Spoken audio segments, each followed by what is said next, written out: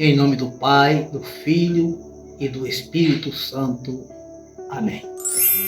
O Senhor esteja conosco, Ele está no meio de nós. Proclamação do Evangelho de nosso Senhor Jesus Cristo, narrado a nós por Mateus, no capítulo 12, versículo do 1 ao 8. Naquele tempo, Jesus passou no meio de uma plantação num dia de sábado. Seus discípulos tinham fome e começaram a apanhar espigas para comer. Vendo isso, os fariseus disseram-lhe: Olha, os teus discípulos estão fazendo o que não é permitido fazer em dia de sábado. Jesus respondeu-lhes: Nunca lestes o que fez Davi quando ele e seus companheiros sentiram fome? Como entrou na casa de Deus e todos comeram os pães da oferenda, que nem a ele nem aos seus companheiros eram permitido comer, mas unicamente aos sacerdotes? Ou nunca lestes na lei que, em dia de sábado no templo, os sacerdotes violam o sábado sem contrair culpa alguma? Ora, eu vos digo, aqui está quem é maior do que o templo.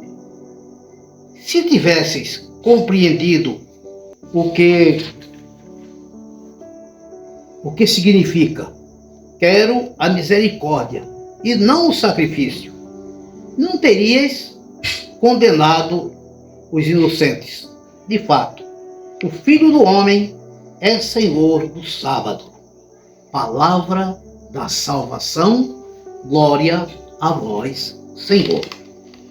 Meus caríssimos e amados irmãos e irmãs, que mensagem bonita Mateus narra para nós os acontecimentos daquela época com Jesus Cristo e com os seus apóstolos, com os seus discípulos que passavam necessidades.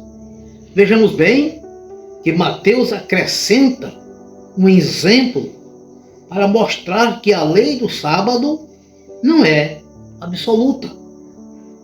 Jesus, como nova presença de Deus entre os homens, é maior do que o templo, é maior do que a lei e é Senhor do sábado.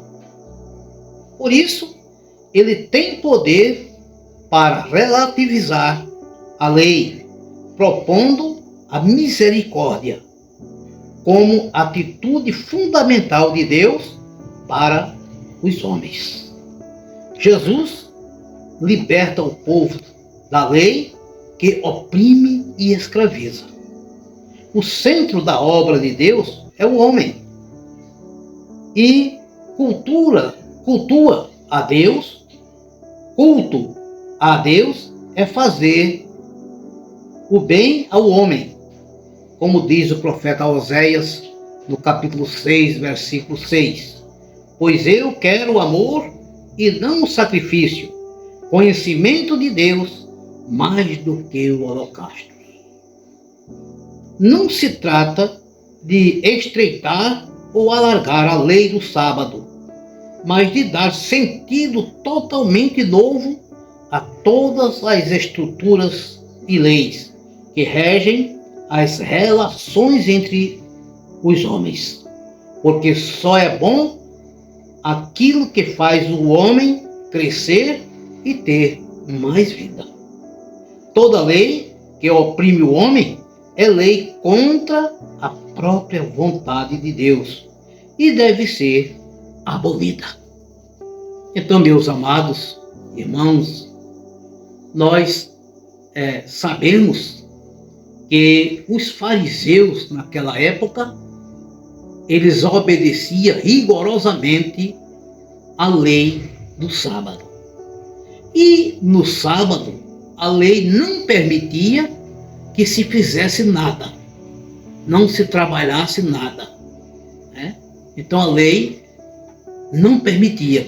E Jesus Cristo, ele entra nos campos de trigo, juntamente com os seus apóstolos, e, sentindo fome, ele recolhe as espigas para comer.